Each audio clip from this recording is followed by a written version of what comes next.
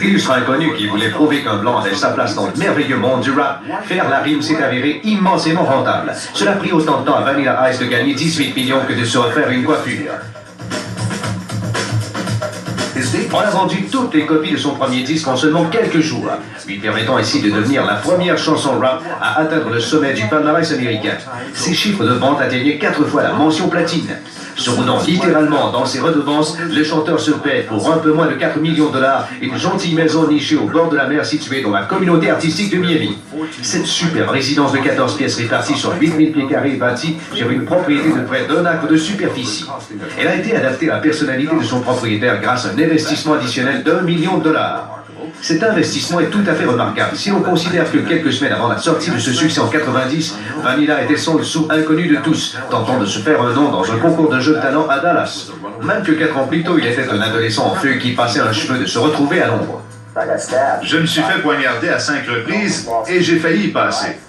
J'ai perdu la moitié de mon sang et on a dû me faire plusieurs transfusions.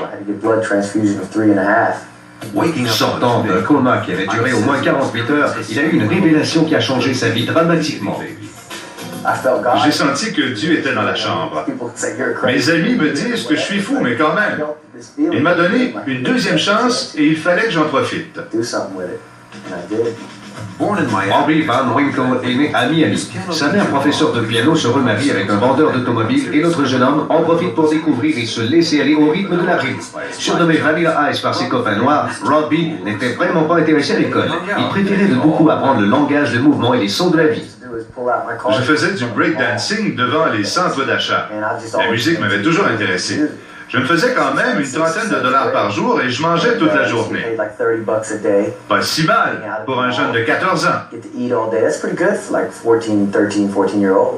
À 15 ans, il se dirige, baluchant sur le dos vers la ville de Dallas. Attend pendant quelques temps de papier de cette grande ville, il nous avoue y avoir passé de drôles de moments.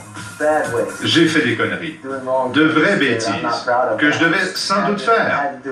Mais je préfère ne pas en parler aujourd'hui. Les jouets de ce millionnaire du rap sont aussi diversifiés que ce bateau de course, ou encore ce superbe studio d'enregistrement maison Vipis parfait pour travailler ses futurs succès musicaux. Il m'arrive d'y passer 2 ou 3 jours tout seul sans savoir si c'est le jour ou la nuit. J'aime bien me retrouver seul. Vous ne pensez pas qu'un individu de cette trempe se contenterait de la compagnie d'un chien ou d'un chat? Vous avez bien raison. Commençons avec une tarentule. Ajoutons-y un scorpion dont la piqûre est mortelle. Les gens sont intimidés parce qu'ils sont. Je les aime bien quand même. Et pour couronner le tout, ce python de Birmanie, long de 10 pieds pesant plus de 80 livres qui fait fuir tout le monde. Complètement inoffensif. Il ne faut surtout pas oublier Billy, le singe capucin. Entouré de ses animaux de compagnie un peu différents, Vanilla Ice doit bien l'admettre. C'est un zoo. J'ai toujours été curieux à propos de tout. J'aime explorer. Quand on parle d'explorer les canaux de la région de Miami, il n'y a rien de plus rapide que ce magnifique bateau de course qui aurait certainement permis à Marco Polo d'être à la maison tous les soirs pour le thé. Je fais de la course en motomarine. Je fais de la course au niveau professionnel. C'est comme du motocross mais dans l'eau. C'est très plaisant. Même s'il a gagné le premier prix de la grande course au large des côtes de Miami, notre super vedette admet candidement que son jouet favori est toujours sa super Porsche. Il possède l'une des 3 seules voitures produites au monde. La Cyrus Gambella a été conçue par l'ingénieur allemand Uwe Gambelli. Elle est évaluée à plus de 650 000 $. Il doit cette vie de rêve à cet unique succès de 1990. Malgré tous ses jouets dispendieux, Ice nous affirme que sous cette image se cache un gars bien ordinaire. Les gens croient que je mène une vie de fou, mais c'est faux.